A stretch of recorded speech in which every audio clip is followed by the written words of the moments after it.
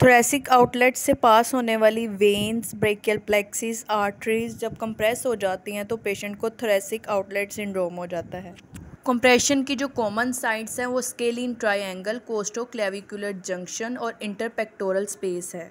इन plexus में से जब भी वेन्स आर्टरीज पास करती हैं या ब्रेकियल प्लेक्सिस पास करता है, अगर वहाँ पे कंप्रेशन हो जाए तो पेशेंट को पेन, नमनेस यानी कि सुनपन, हैवीनेस यानी कि भारीपन और कंप्लीट रेंज परफॉर्म नहीं होती। सिक आउटलेट को हम सर्वाइको-थोरेसिक ब्रेकियल रीजन भी कहते हैं। इसमें से न्यूरोवास्कुलर जितनी भी स्ट्रक्चर्स हैं वो एग्जिट करती हैं। ये न्यूरोवास्कुलर स्ट्रक्चर्स यानी वेन्स, आर्टरीज, नर्व जब भी थोरेसिक आउटलेट से एग्जिट करती हैं, अगर इनका कंप्रेशन हो जाए, अगर फॉर एग्जांपल आर्ट्रियल कंप्रेशन हुआ है तो इसे आर्ट्रियल थोरेसिक आउटलेट सिंड्रोम कहेंगे। अगर वेन का कंप्रेशन हुआ है तो इसे वेनस थोरेसिक आउटलेट सिंड्रोम कहेंगे और अगर नर्व का कंप्रेशन हुआ है तो इसे न्यूरोजेनिक थोरेसिक आउटलेट सिंड्रोम कहेंगे।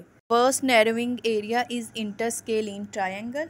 इंटरस्केलिन ट्रायंगल के बॉर्डर जो हैं इंटीरियरली इंटीरियर स्केलिन मसल है, posteriorly middle scalene muscle, inferiorly medial surface of the first rib, scalene minimus की प्रेजेंस और इंसर्शन दो मसल्स की यानी इंटीरियर और मिडल स्केलिन की फर्स्ट रिब पे होती है। इस वजह से भी ओवरलैपिंग हो जाती है और कंप्रेशन हो जाता है इंटरस्केलिन ट्रायंगल में। इंटरस्केलिन ट्रायंगल से ब्रेकियल प्लेक्सिस और सबक्लेवियन आर्टरी पास करती हैं। सेकंड पैसेजवे कोस्टोक्लेविकुलर स्पेस है, इसमें भी कंप्रेशन आ सकता है। कोस्टोक्लेविकुलर ट्रायंगल के जो बॉर्डर्स हैं interiorly by medial third of the clavicle, posteromedially जो है वो फर्स्ट रिब और जो पोस्टीरियो लैटरली है वो upper border of the scapula.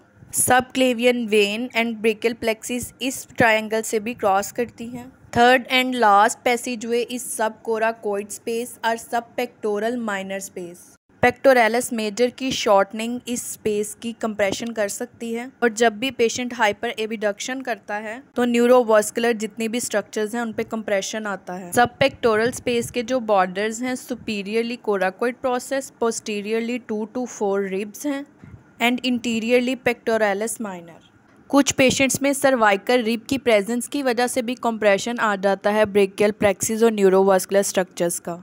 अगर तो ब्रेकियल प्लेक्सिस की अपर ट्रंक को कंप्रेशन आता है यानी C5, 6 एंड C7 तो इसमें जो साइन एंड सिम्टम आते हैं उसमें पेशेंट के पेन करता है नेक, ईयर्स, रोम्बॉइड्स, शोल्डर और साथ में रेडियल नर्व इफेक्ट होती है। और अगर ब्रेकियल प्लेक्सिस की जो लोअर कॉर्ड है यानी C8 और T1 अगर इफेक्टेड होती हैं, इसमें पेशेंट को जो साइन एंड सिम्टम आते हैं इसमें shoulder anteriorly, posteriorly, fingers, hands, forearms और ulnar side of the hand ज़्यादातर इफेक्ट होती है। पेशेंट को हैवीनेस यानी कि भारीपन महसूस होता है। जब भी वो बाजू ऊपर की तरफ उठाता है तो सिम्टम्स और बढ़ जाते हैं और वर्सन हो जाते हैं। पेशेंट को नमनेस यानी कि सुनपन रहता है, इसके अलावा पैरेस्थीसिया रहता है। पेशेंट फटीग रहता है, रेंज ऑफ मोशन कंप्लीट नहीं होती और स्लीपिंग डिसऑर्डर्स रहती हैं।